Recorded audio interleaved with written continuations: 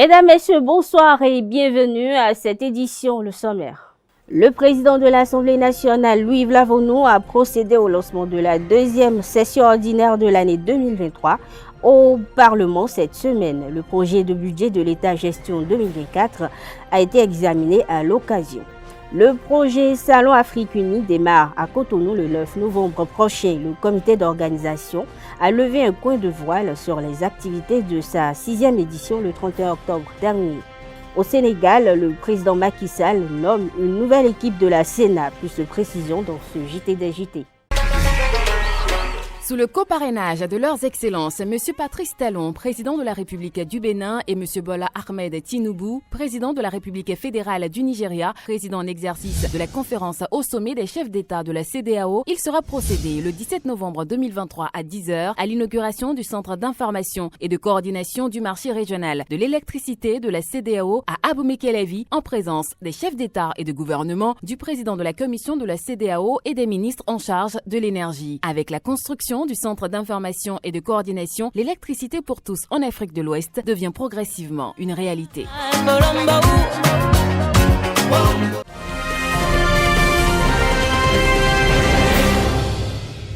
Bienvenue à nouveau. La deuxième session ordinaire de l'année 2023 à l'Assemblée nationale du Bénin s'est ouverte mardi 31 octobre dernier. La première moitié de cette session budgétaire s'est essentiellement consacrée à l'examen et au vote du budget de l'État pour la gestion 2024. Y étaient présents 95 députés, des présidents d'institutions, des membres du gouvernement. Reportage signé Canal 3. Honneur militaire pour le président Louis-Yves Lavonnou. Président d'institution, membre du corps diplomatique, sage et autorité politico-administrative de la ville de Porto Novo au sein de l'hémicycle. L'ouverture de la deuxième session ordinaire de l'année 2023 qui va se consacrer au principal à l'étude du budget général de l'État, exercice 2024, estimé à 3 199 274 millions, a été auréolé de toute la solennité requise. Principal temps fort, le discours du président de l'Assemblée nationale. La présente cérémonie marque le démarrage de la deuxième session ordinaire de l'année, conformément aux dispositions de l'article 87 de la Constitution de notre cher pays, reprise par l'article 4 du règlement intérieur de l'Assemblée nationale. La première moitié de cette session sera essentiellement consacrée à l'examen et au vote du budget général de l'État pour la gestion 2024. Comme nous le savons tous, l'adoption de la loi de finances, expression chiffrée de la gestion du pays dans tous ses compartiments, est une prérogative constitutionnelle et un acte politique majeur qui va au-delà des relations entre le gouvernement et le Parlement. Elle interpelle et intéresse toutes les composantes de la communauté nationale. Le décor ainsi planté, Louis-Yves Lavonnou a abordé dans la suite de son discours les problèmes du moment, notamment la question de la paternité responsable, un débat suscité dans l'opinion par le gouvernement. Faut-il limiter ou non le nombre d'enfants par couple? Louis-Yves Lavonnou, spirituel et philosophe, à souhait, a esquissé ce qui semble à ses yeux la meilleure option. Le point commun de tous ces débats, c'est d'agir pour le bien-être des populations. Le chef de l'État, en abordant la question démographique, ne veut œuvrer que pour le bien-être des populations et que le Béninois se porte mieux. L'Église catholique, en prônant la paternité responsable, n'enseigne pas autre chose, faire le nombre d'enfants qu'on est capable de supporter, et ce, par des méthodes naturelles. Au niveau du Saint-Coran, nous notons au verset 233 du chapitre 2e que je cite, « Personne n'est imposé plus que ses capacités. La mère n'a pas à subir de tort à cause de son enfant, ni le père à cause de son enfant. » Autrement dit, chrétiens catholiques, et certainement tous les chrétiens, ainsi que les musulmans regardent dans la même direction que le chef de l'État, c'est-à-dire la paternité responsable. La paternité responsable, ou plus simplement exprimé, faire le nombre d'enfants qu'on peut supporter pour le bien-être de nos familles respectives. Mais les méthodes d'y parvenir pourraient peut-être poser problème. Pour la bonne ambiance et le bon déroulement des travaux tout au long de la session budgétaire, Louis Vlavonou a également invité ses collègues à ne pas perdre de vue la notion du respect, le respect mutuel, le respect dans l'espace politique et le respect des institutions. Je souhaiterais, chers collègues, que nous tenions compte de ce respect mutuel pour le temps que nous avons à passer ensemble pour la vitalité de notre démocratie. Au-delà du budget général de l'État, exercice 2024, plusieurs projets et propositions de loi seront examinés au cours de cette deuxième session ordinaire de l'année 2023 qui va durer 3 mois. Après la cérémonie d'ouverture de la deuxième session ordinaire de 2023, mardi dernier, l'esplanade extérieure du Palais des gouverneurs de Porto Novo a abrité une cérémonie dédiée à l'élévation des 108 députés de la 9e législature. Ils ont été élevés à divers grades et dignités de l'ordre national du Bénin. Le point avec Canal 3 Bénin. 168 nouveaux députés de la 9e législature qui sont admis au grade de commandeur de l'Ordre national du Bénin. Quant aux plus anciens, 33 sont faits grands officiers et 7 grands croix de l'Ordre national du Bénin, soit un total de 108 députés décorés. Cette accession aux différents grades honorifiques du Bénin vient couronner les bons et loyaux services qu'ils ont rendus à la nation, notamment les comportements et actes de préservation de la paix dont ils ont fait montre pendant le scrutin du 8 janvier 2023, au terme duquel ils ont été brillamment élus députés. Les députés membres de l'Assemblée nationale sont nommés ou promus au grade de commandeur de l'Ordre national du Bénin dès leur entrée en fonction.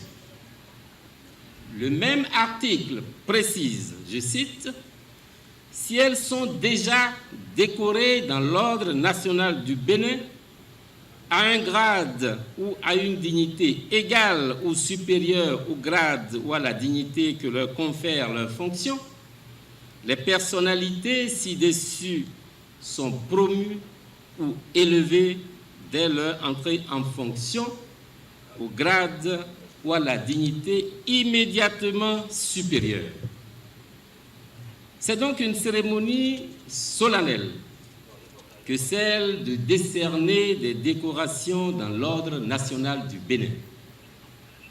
Il me plaît de rappeler, et me référant aux différents textes qui régissent la grande chancellerie, qu'elle est une institution, un outil de récompense et de rétribution à la disposition exclusive du président de la République, chef de l'État, seul habilité à décerner une décoration. Face à cet honneur qui leur est fait, les récipiendaires ont remercié le président de la République, grand maître de l'Ordre national du Bénin, et ont dédié cette distinction à leur mandant.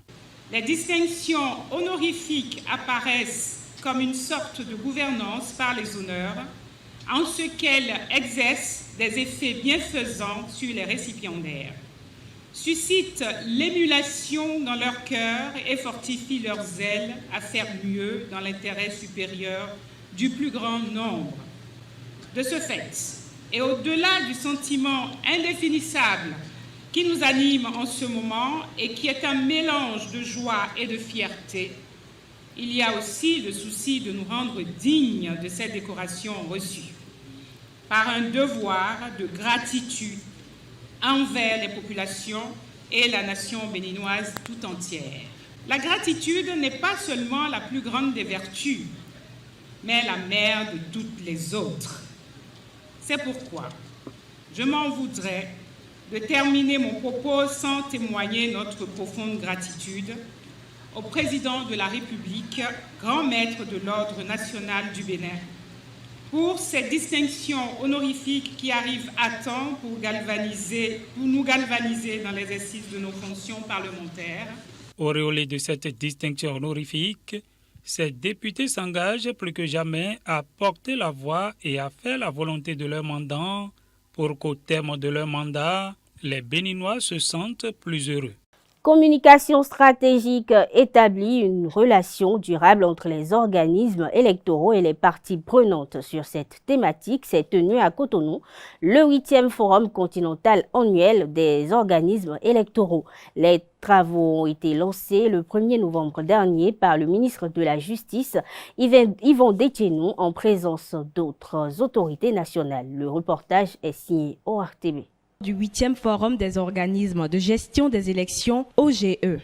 En tant qu'organisme de gestion des élections en Afrique, vous assurez à ses yeux le respect des lois électorales, la transparence et l'intégrité des processus électoraux garantent de la démocratie, de la paix, de la stabilité sur notre continent. Le président de la République du Bénin, M. Patrice Talon, et le gouvernement qu'il préside ont la ferme conviction que vous parviendrez au cours de ces 2 journées de travaux à des conclusions et recommandations pertinentes susceptibles d'ouvrir de nouvelles perspectives d'assurance d'un développement résolu des peuples et nations de notre continent. Construire, partager et mettre en place des solutions, des stratégies d'information afin de favoriser des élections crédibles, inclusives et transparentes pour la paix en Afrique. C'est là tout l'enjeu de ce forum. Nous attendons de donner et nous attendons de recevoir. Et nous attendons que ce qu'on va donner ou recevoir puisse servir au maximum les intérêts de notre pays, le renforcement de la démocratie, la réduction des conflits au niveau des élections, conflits qui pourraient être liés à une mauvaise communication ou à un déficit de communication. Vous le savez, certaines commissions électorales sont plus avancées que d'autres. Certaines pratiques électorales dans certains pays sont plus avancées. Et donc, ces forats constitue un lieu d'échange et de bonne expérience entre les commissions électorales. Et nous sommes tout heureux que cette fois-ci ça se passe au Bénin, parce que le Bénin a été un des membres fondateurs depuis 1995 à Accra, où cette association a été mise sur pied. Donc c'est un honneur pour nous d'organiser cette rencontre internationale et c'est la preuve que notre pays se révèle de jour en jour. Une 50aine de pays participent à ces assises de 48 heures. La première édition du Café des finances publiques a été lancée le 27 octobre dernier à la Direction générale des impôts de Kadiaou. Les échanges étaient axés sur le régime de responsabilité des comptables publics pour une gestion qualitative des finances publiques dans l'espace UEMOA. ESAE-TV pour le reportage. Le ministre d'État, ministre de l'Économie et des Finances, sera attentif aux conclusions issues de ces débats et s'engage à les donner une suite si elles sont de nature à amplifier le vaste mouvement d'assainissement des finances publiques. C'est sur ces mots que je déclare officiellement lancé la première édition du Café des finances publiques. Ainsi s'ouvre la première édition du Café Finances publiques initié par le ministère de l'Économie et des Finances qui a regroupé les cadres du domaine, les professeurs et universitaires ainsi que des étudiants. Une initiative totalement en phase avec les ambitions du gouvernement. Le fait d'assigner à cet événement la vocation d'être un creuset favorable à l'éclosion d'idées permettant une gestion moderne et efficiente des finances publiques et donc dans la droite ligne des ambitions gouvernementales. La nécessité d'une réflexion scientifique en appoint de la pratique administrative se justifie par la complicité des mondes dont le directeur général du Trésor de la comptabilité publique n'a pas manqué de faire remarquer la vitesse et le caractère protéiforme des mutations face auxquelles toutes les énergies doivent être mobilisées. Il s'agit d'une volonté de renforcer la gestion des finances publiques conformément aux normes les plus élevées de transparence et d'efficacité. La gestion des finances publiques est au cœur du développement économique et social de tout pays. Elle garantit que les ressources sont utilisées de manière efficace pour répondre aux besoins essentiels des citoyens. Cependant, il est évident que les défis auxquels nous sommes confrontés en matière de gestion des finances publiques sont de plus en plus complexes en raison des mutations politiques, économiques, géopolitiques et technologiques qui se font à une vitesse de plus en plus étourdissante. Il est de ce fait impératif que nous nous y adaptions constamment pour l'efficacité recherchée dans le maniement des ressources dont nous avons la charge. En vue de renforcer la collaboration entre l'administration et les universitaires, le gouvernement a prévu un prix spécial. La mise en place dès l'année prochaine d'un prix spécial dénommé Prix Trésor public du Bénin pour la recherche en finances publiques est envisagée. Il aura pour but de promouvoir et de récompenser l'excellence dans le domaine de la recherche en finances publiques en encourageant les chercheurs et les praticiens à contribuer de manière significative au développement des pratiques financières pouvant accompagner le développement. Plusieurs questions relatives à la mise en jeu de la responsabilité des acteurs publics, la responsabilité ad hoc et bien d'autres ont été abordées au cours de ce café. À l'université de Parakou s'est tenu le 31 octobre dernier un café des sciences sur les villes durables. C'est un café organisé par l'Institut de recherche pour le développement au Bénin en collaboration avec la direction de la recherche scientifique, de l'innovation du ministère de l'enseignement supérieur et de la recherche scientifique. Un élément réalisé par l'ORTB. Comment répondre aux enjeux sociétaux, environnementaux et territoriaux posés par l'urbanisation rapide dans les villes africaines? Cette thématique retient les attentions au cours de cette rencontre scientifique. Vous savez, il y a actuellement les problèmes de changement climatique qui obligent donc beaucoup de populations à aller vers les villes, ce qui cause un problème démographique. Nous sommes d'accord. Et vous savez que le gouvernement béninois actuellement est très préoccupé. Donc c'est la raison pour laquelle nous avons voulu en quelque sorte donc aborder le sujet, n'est-ce pas? Et ensemble avec les élus locaux, essayer de réfléchir et de voir ce que la recherche peut faire pour accompagner ces problèmes donc dans leur résolution. Par rapport à la prise de décision, la décentralisation permet aux autorités locales de prendre des décisions adaptées aux besoins spécifiques de leur communauté. Et cela favorise une meilleure compréhension des enjeux locaux et une plus grande réactivité face aux problèmes environnementaux. Tout le monde aujourd'hui témoigne des grands changements, des grands défis globaux qui secouent la planète, et l'Afrique paye aussi un prix cher à ces changements globaux. Pas parce que l'Afrique a été à l'origine, a été la cause de ces changements, l'Afrique subit et doit s'adapter malheureusement à ces grands changements dont les scientifiques ont un rôle à jouer.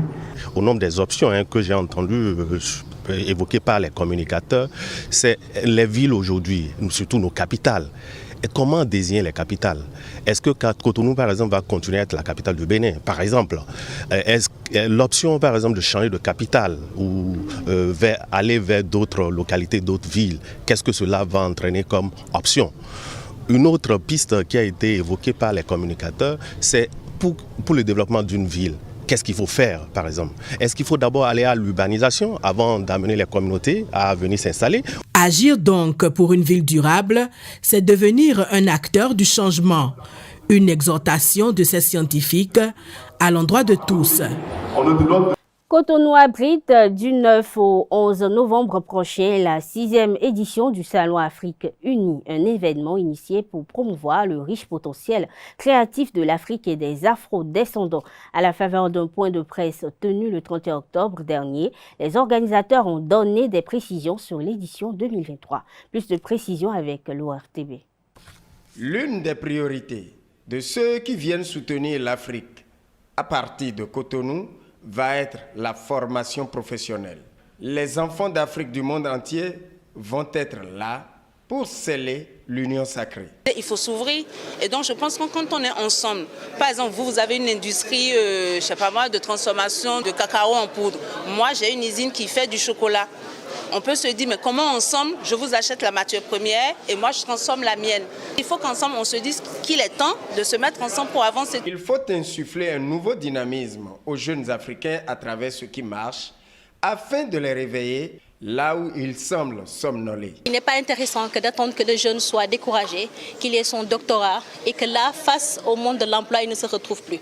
Donc c'est pour cela que dès à présent, nous voulons que les jeunes, à partir de collège, qu'ils puissent être conscients de ce qui se passe dans le monde professionnel et acquérir les connaissances pratiques et parfaites qui pourront l'accompagner sur ce cheminement. Par exemple, les nouvelles usines en construction nécessitent une bonne formation des jeunes Africains. Il faut que dès le départ, les jeunes puissent avoir le choix d'aller dans une formation généraliste, dans une formation professionnelle pour pouvoir, dans 2 ans, 3 ans, 4 ans, pouvoir répondre aux métiers d'avenir, puisqu'on appelle tous à l'industrialisation de l'Afrique. Mais on ne se pose pas la question de savoir, quand on va installer les usines, les semi-industries, mais qui va en assurer la maintenance, qui va en assurer les métiers. Les différentes couleurs d'Afrique, pendant 3 jours, vont échanger autour des thématiques, organiser des animations et des galas. Le Bénin abrite pour la première fois le Lagos Photo Festival, démarré le 25 octobre dernier. Ce rendez-vous artistique, qui est à sa 13e édition, se poursuit jusqu'au 31 décembre prochain et réunit plusieurs artistes du pays et du monde. Reportage signé ESAE TV. Le Lagos Photo Festival s'ouvre au Bénin pour sa 13e édition. Sous le terme État fondamental, compagnonnage avec l'étrange, ce festival met en lumière des projets des artistes, photographes et permet la réunion de plusieurs cultures. Cette 13e édition est meublée par des expositions à Lagos au Nigeria, à Ouidah, à Cotonou et à Porto Novo au Bénin. Des projections cinématographiques, des conférences, des tables rondes et plusieurs événements festifs. Mettant l'accent sur l'inimaginable, le Lagos Photo Festival vise plusieurs objectifs. Lagos Photo 2024 is in Benin, and this is a wonderful innovation to our calendar. Lagos Photo has become pivotal in the mainstay of the global art world calendar. It's 14 years of Lagos Photo. C'est une merveilleuse innovation dans notre agenda. Notre festival s'ouvre aux pays voisins et doit s'imposer dans l'agenda culturel mondial. Lagos Photo a 14 ans et c'est le moment choisi pour une collaboration planétaire. Nous voyons un pays qui exporte sa culture vers un autre sans complexe. Le Bénin est l'un des plus petits pays d'Afrique et du monde, mais il guide actuellement le continent en matière de culture d'art et de l'utilisation de l'art pour unir une nation. C'est la raison pour laquelle nous avons élargi Lagos Photo Festival au Bénin, car nous pensons qu'il réunit les conditions idéales pour une collaboration culturelle. Moi-même, je me sens comme un Béninois du Nigeria et je suis content de cette collaboration. Myself being Beninois and Nigerian, I'm really happy to be able to collaborate. Cette expérience artistique inédite qui va tenir en haleine tout le public jusqu'au 31 décembre fait son ouverture à la Fondation Zinsou. Aujourd'hui, c'est un grand honneur pour nous de recevoir le Lagos Photo Festival, qui est une institution de la photographie pour le continent, qui démarre au Nigeria en 2010 et qu'on trouve aujourd'hui au Bénin en 2023. On est très très heureux de pouvoir recevoir ce festival de photographie qui a été un événement totalement clé de la photographie sur le continent africain. C'est un endroit de rencontre des professionnels et du public. C'est un endroit où il y a à la fois des ateliers, des expositions, où les gens se rencontrent, dialoguent et où les artistes nous permettent de découvrir leur regard sur le continent. Voilà, comme une façon de comprendre notre temps. Donc pour le public, c'est passionnant parce que ça donne une autre vision de l'histoire que nous vivons et sur laquelle nous n'avons pas toujours de recul. Et les artistes nous permettent de réfléchir à notre vie quotidienne, à la façon dont les temps se développent. Et voilà, donc pour nous, c'est un grand honneur d'être aujourd'hui au musée de Ouidah et de recevoir le Lagos Photo Festival. Le Lagos Photo Festival demeure une opportunité de découverte que les amoureux des beaux-arts ne voudraient manquer, même pas l'ancien Premier ministre du Bénin, Lionel Zinsou. Je suis très très heureux d'être là. Très heureux pour le Bénin, pour dire la vérité. Oui, je suis assez familier parce que c'est une fondation que notre famille a créée, donc pour Ouidah, qui est notre ville d'origine. Mais ce qui est extraordinaire, si vous voulez, c'est que notre immense voisin et grand ami, le Nigeria, a décidé de délocaliser Lagos Photo, qui est une réunion annuelle des plus grands photographes du monde et de beaucoup de photographes africains, et qui en a fait connaître beaucoup. Ils ont décidé de délocaliser cela au Bénin et à Ouidah. Et je pense que c'est un hommage à tout le pays et à son, disons, grand dynamisme culturel, qui aujourd'hui est reconnu dans beaucoup de domaines et qui est un engagement, je crois, et un engouement aussi de tout le peuple béninois et des autorités publiques du Bénin. On est un peu plus que sur la carte africaine de la culture. On est maintenant regardé comme vraiment un foyer. Et donc, Lagos se déplace à Ouidah. Vous avez remarqué qu'avec ses 20 millions d'habitants, Lagos est un petit peu plus grand que Ouidah. Donc, c'est vraiment un hommage au Bénin. Le public diversifié et multiple ne s'est pas fait compter l'événement. Et cette année, c'est un vrai bonheur et un honneur de l'avoir à Cotonou, à Ouidah, à Porto Novo, en fait dans toutes les grandes villes du Bénin. On est très très heureux d'avoir ce festival ici et puis on espère en avoir beaucoup d'autres. Donc c'est une grande première et nous remercions Azou de mettre à l'honneur le Bénin dans le cadre de ce festival. Je pense que tout le monde, en tout cas tous ceux qui s'intéressent un petit peu à l'art et à la culture, ont entendu parler du Lagos Photo Festival. Donc se dire qu'il est au Bénin, je me dis qu'on ne peut pas rater une opportunité de participer à ce festival. Rendez-vous incontournable de la photographie contemporaine, le Lagos Photo Festival est accessible gratuitement au public, de quoi nourrir les regards et plonger dans des réflexions de notre temps. Le 11 novembre prochain, à l'Institut français du Bénin sera mise en scène une comédie musicale dénommée Béonzin l'intemporel, une nouvelle création du metteur en scène et comédien béninois Tola Koukoui. Il en parle au micro de Zaï TV. Une espèce de panoplie qui donne à voir en miniature le Bénin artistique, le Bénin qui chante, le Bénin qui danse et le Bénin qui rit et qui pleure. Oui, pourquoi pas. Nous sommes appuyés sur la langue fond qui est la langue d'origine déclinée en Gon, peut-être en Yoruba, voilà. Nous revisitons bien évidemment notre environnement verbal, oral plutôt. Et nous devons entendre et avoir à ceux qui sont en face de nous la beauté de notre diversité linguistique. Et pourquoi le titre Béonzin l'intemporel? Parce que tout simplement au départ je voulais faire un format de spectacle qui incluait deux espaces. Vous savez que l'exposition qui a eu lieu à la présidence de la République avait associé le retour des trésors royaux, l'espace du retour des trésors royaux, avec un autre espace qui mettait en présence la créativité de nos plasticiens.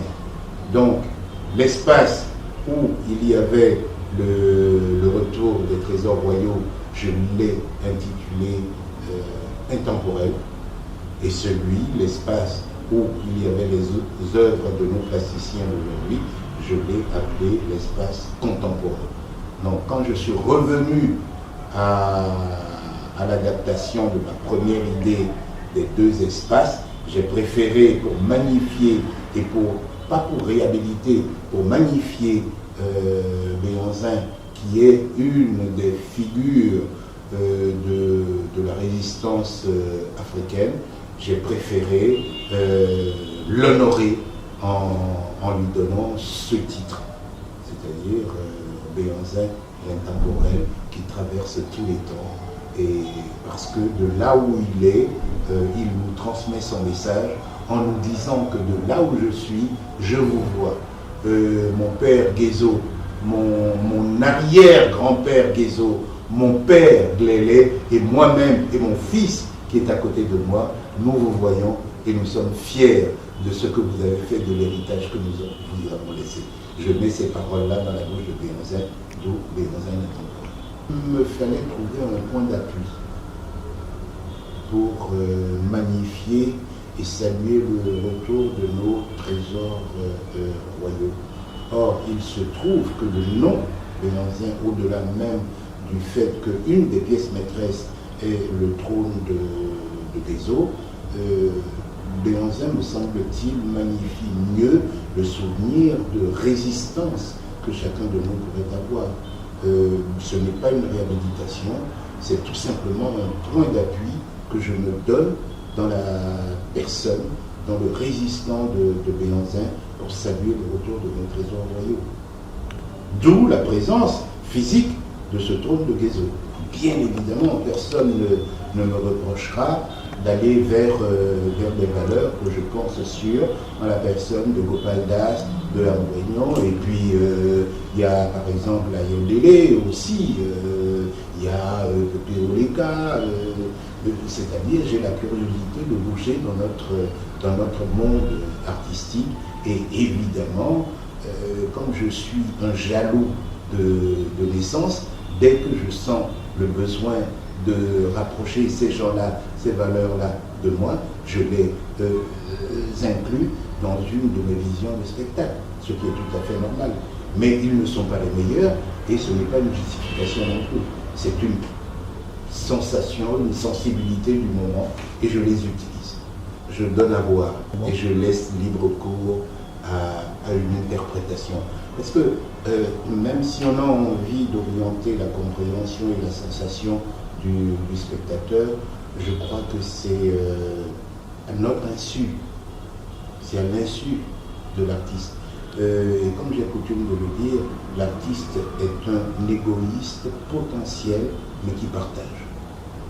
Ce qu'il donne, il l'exprime au moment où il l'exprime, mais pour sa passion, pour se faire plaisir lui-même. Mais comme il donne à voir et à entendre, bien évidemment, il laisse libre cours aussi à l'imagination et à la créativité de celui qui l'écoute et qui le regarde. Vous savez, nous sommes des passionnés de ce que nous faisons. Et quand la passion nous habite, on oublie complètement le physique. Peut-être que quand je sors de scène, j'ai des courbatures partout, personne ne le sait. Mais pendant que je joue, pendant que ma passion me porte, il est évident que je donne envie aux spectateurs et ceux qui sont en face de moi. Mais je suis seul à savoir comment je gère ça après, ou avant ou après. Mais pendant, je suis transcendé. Je ne dis pas que je me transcende, je suis transcendé.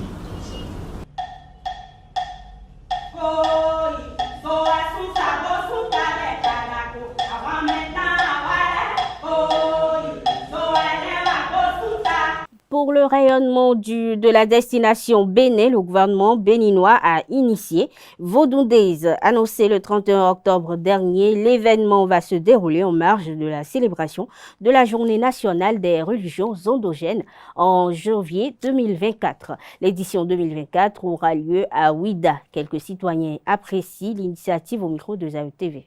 Je pense que c'est une bonne initiative parce que ça me permet en fait d'en savoir un peu plus sur notre culture, etc. et de montrer un peu plus notre culture à tout le monde en fait, parce qu'il y a beaucoup de personnes qui ne connaissent pas assez de choses sur nos cultures, et comme le vaudou, ça vient d'ici, etc. Ce serait bien en fait, cette initiative en fait est une très bonne initiative en fait. En Afrique, on prône la culture. Et nous sommes en Afrique, précisément au Bénin, la terre du vaudou, comme les gens le disent. Donc c'est une belle initiative et je pense que ça a été bien réfléchi aussi. C'est le tour maintenant aux acteurs culturels et cultuels de prendre ça au sérieux et d'en faire un bon usage. Dans ce pays, on fête la fête du 10 janvier. Là, c'est une fête qu'on fait. Aujourd'hui, maintenant, on peut changer. Ça veut dire que le jour au jour, il y a des choses qui sont en train de changer dans notre pays. Et puis les vaudous vont quitter à l'extérieur pour venir, puis on va faire une grande festival. C'est bon. C'est comme Ouida 92, c'est la même chose. Ouida 92, c'est festival de vaudou. Vodou Days, c'est aussi festival de vaudou. Seulement que tous les vaudous ne vont pas sortir. Parce qu'il y a d'autres vaudous qui sortent la nuit. Mais ce qu'on veut organiser ici, c'est la journée. Donc il y a des vaudous, par exemple, Orola ne peut pas sortir. Donc ils vont revoir comment organiser la chose. S'ils font ça là, ils n'ont qu'à revoir et faire ça aussi pour le vaudou oro.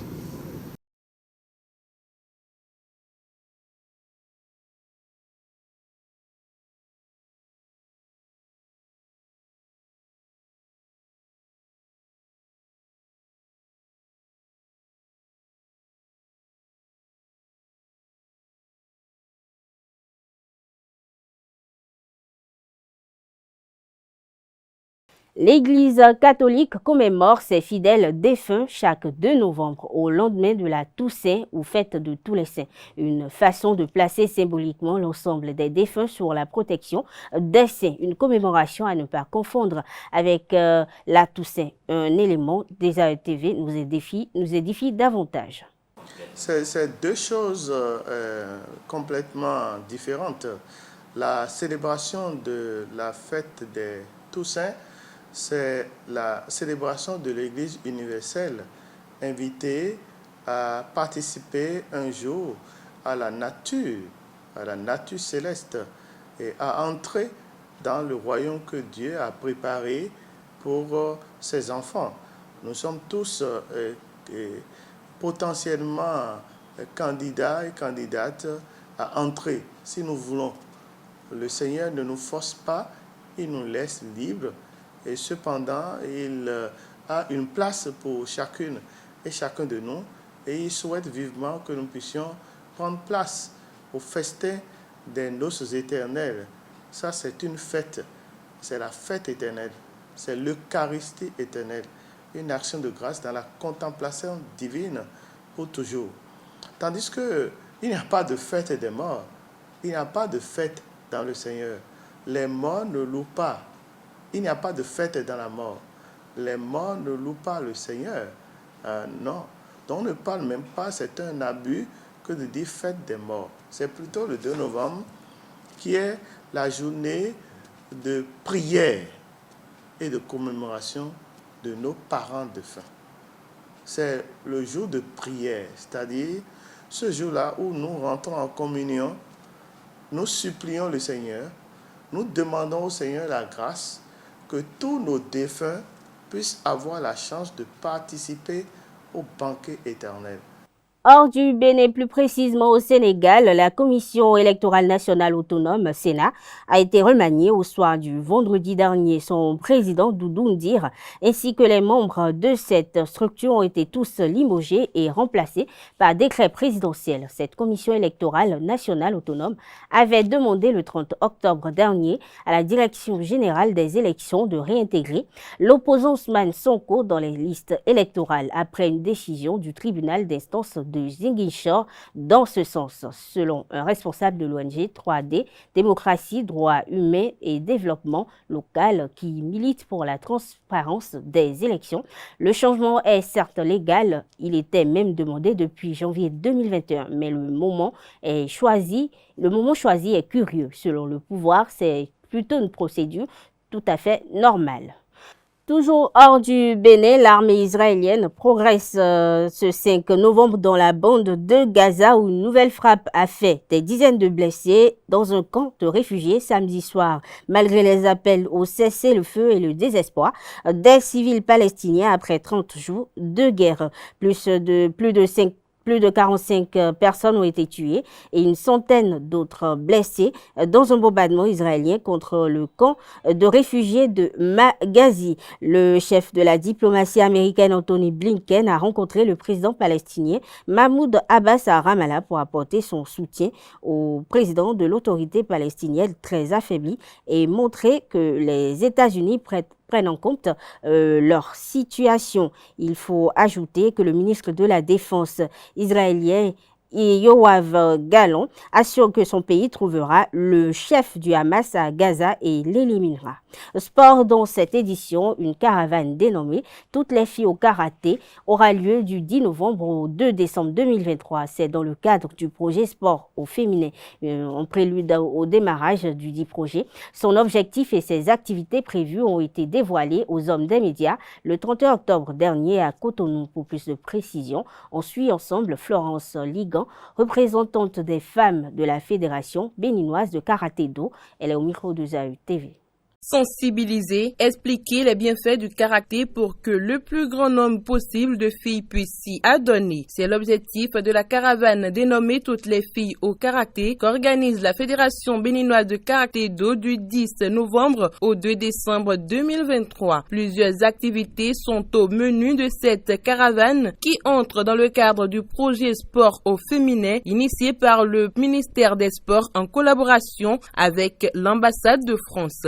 Elle va commencer par des sensibilisations au niveau des collèges, au niveau des centres de formation et dans bien d'autres lieux pour justement permettre d'expliquer pourquoi est-ce que le sport et le karaté en particulier sont indispensables pour un développement sain au niveau de l'enfant et également une performance au niveau des résultats scolaires.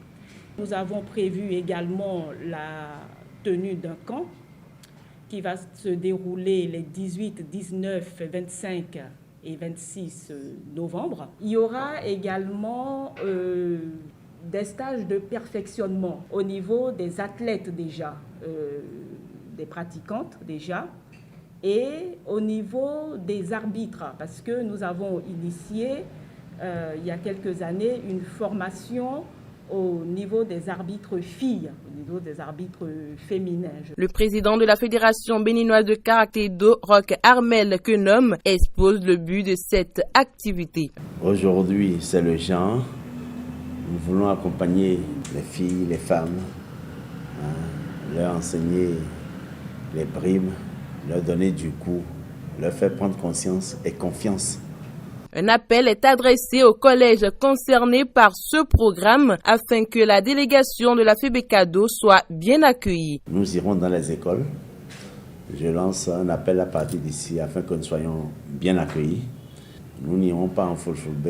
Nous allons faire les procédures normales, envoyer, n'est-ce pas, les documents acquis de droit. Et ce ne sera que bénéfice pour le pays. Nos dames ne sont pas appelées Amazon pour rien. Toutes les filles au karaté, c'est un projet qui va permettre à la fille béninoise d'être intellectuellement et mentalement forte. Ainsi prend fin cette édition. Merci de l'avoir suivi. Bon début de semaine à toutes et à tous.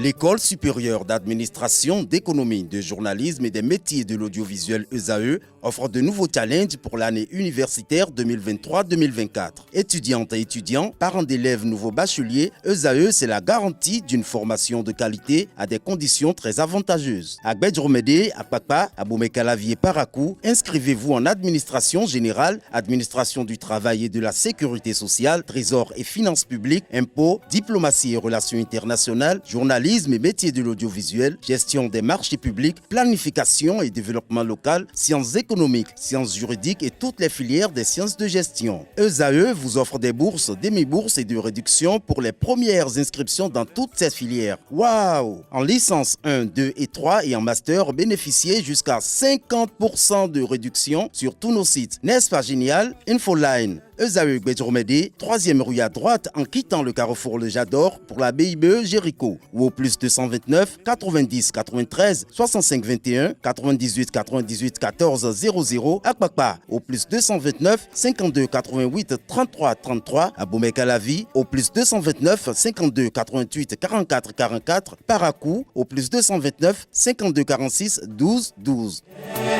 ESAE, l'excellence a un nom.